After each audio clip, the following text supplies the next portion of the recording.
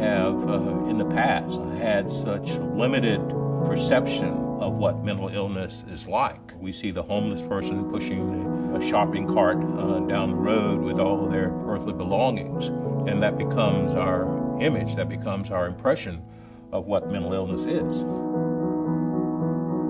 You know, there used to be a time when you'd mention autism, and the only thing people could think of is a person sitting in a corner, totally isolating themselves from the world.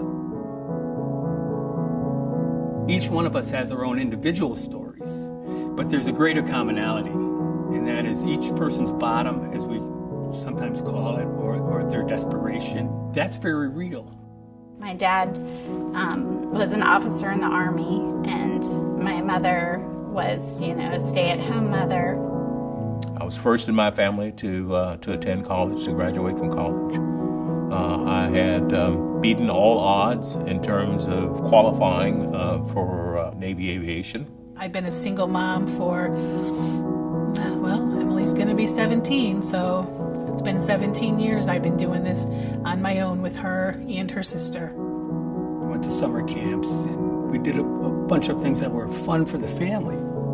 We went to church, and I was a Boy Scout and sang in the choir. And I remember that a lot of the things that happened to me when I was in college and even in grade school, when I would volunteer to help people in need, I was being prepared for our son who was born with an autism spectrum disorder.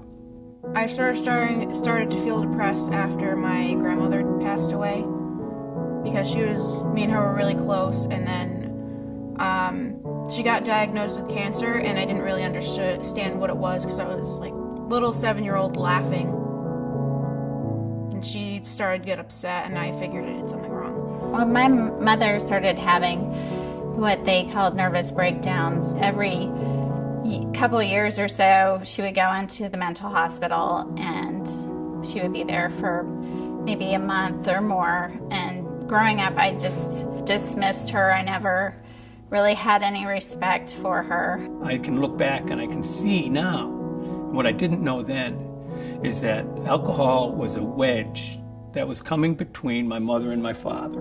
Basically, from that time on, I went off and I was starting to run. Shortly thereafter, I would start to take some beer. Some friends would find something from their parents' liquor cabinet. We'd go down to the schoolyard, out into the woods, and taste it. And it just escalated from there. We started with our first hospitalization when she was 6 into the emergency room. And that was difficult, sitting in the emergency room. They were assessing her, saying she needs to go inpatient. I go, she needs to go where? And it's kind of hard when you hear she needs to go because you can't keep her safe. Essentially, I had been in homeless status, had been for a number of months. And, as a result of that, you start getting yourself crossways with the law. Repeatedly, I was hauled into the local Hooskow and repeatedly put on probation. And we remember being in the doctor's office after having him tested. And she came and she sat down and she said, "Okay, I want to tell you something, but I don't want you to be alarmed about it." She said, "I don't know if you've ever heard the word autism. And what you feel inside when you have someone mention that to you as a parent, it's almost like you're in almost a time warp." And she proceeded to explain a little bit about autism and that our son had Asperger's syndrome, which was an autism spectrum disorder. As I got older and would see other people's parents and how they interacted with their mother, I felt like somehow I was shortchanged in a way. I didn't realize it at the time, but she was undergoing shock treatments, and she was on some pretty serious medication. My family, I think, were individuals that I felt the worst for. I mean, there was a great deal of shame and guilt. I could see the hurt, the pain in my mother's eyes when she found out the reasons why I was behaving the way I was behaving. Certainly many of them witnessed my deep despair and the drugging and drinking that went along with that. Their impression of me was one that was very much different than this emaciated person before them that couldn't tell the difference between day and night. And because like my grandma passed on, I put more weight on and I would get picked on a lot. Getting bullied also contributed to a lot of like my negative self-esteem. As I got older, things got worse. Like I started, instead of taking it out on other people, I would take my like hating the world out on myself, do self-injurious behaviors like cutting, and I would like physically beat myself up. A lot of the time I would become very hopeless, and I would try to, picture myself a couple years from now and be like, can't see it. Nope. Why should I do this if no one's gonna care? I worked where people would have me, and restaurants and bars were perfect for me because you could be flexible, you got paid in cash.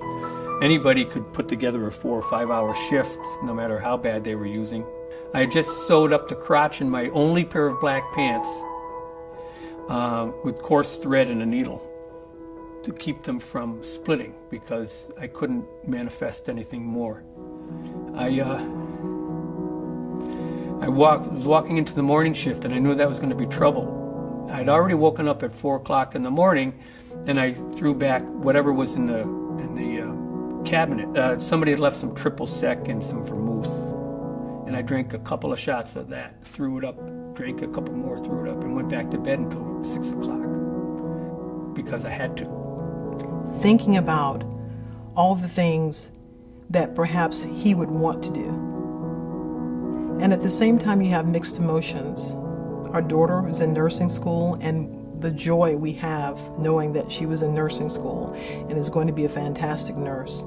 But looking at the fact that our son, who would want to be a police officer, probably won't be able to realize that dream. I remember one occurrence where I thought I'd really bought the farm, so to speak.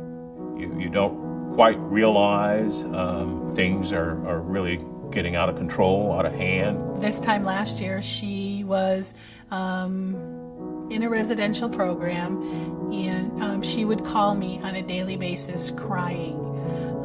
She would wake up in the morning crying, very sad. Please come up here and help me. And I'm like, what do you want me to do to help you? She said, please kill me. I can't stand this anymore.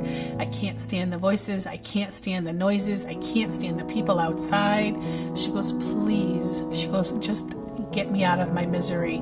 And that was, and it still is, the saddest part, to think of this poor kid on this earth day after day waking up and going, crap, I'm alive again. Why does this have to happen to me? That's the saddest part. My sister has a very hard time with it. She didn't even want to tell doctors or pediatricians when my niece and nephew were growing up that we had mental illness in the family. I ended up being an elementary school kid who got kicked out, got expelled, because I would threaten to kill people. So they would send me to a hospital and then try to send me back to school, and people started finding out, and they were just like, you're a freak. And it wasn't okay, because I didn't really understand what was wrong with me. At some point, the party was over, but I was still looking for it. Drug dealers stopped selling to me in the community that I lived in. Some mornings I'd wake up and there had been a party, and I would drink the warm beer out of the glasses because I was now an addict and I needed that to get by.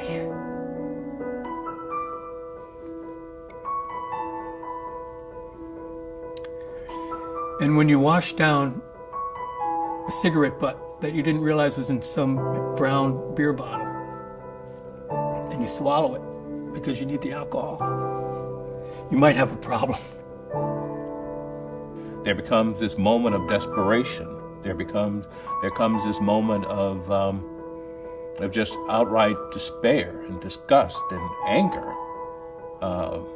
That the only way out is up.